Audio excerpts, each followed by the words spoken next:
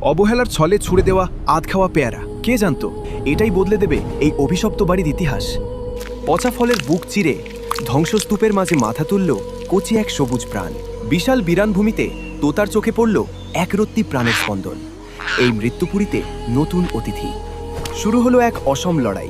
ঠোঁটে নারকেলের মালায় একটুখানি জল আর অনেকখানি আশা। তৃষ্ণার্ত শিকড়ে পড়ল জীবনের ছোঁয়া। ফোঁটা ফোঁটা ভালোবাসায় সিক্ত হলো রুক্ষ মাটি। দিন গড়ায়। অতন্ত্র প্রহরীর মতো সে আগলে রাখে চারাটিকে। ঝড়ঝাপটা থেকে বাঁচাতে সে একাই ঠাল। অবশেষে এলো সেই দিন। ভূতের বাড়ি আজ পাকা পেয়ারার গন্ধে মাতোয়ারা।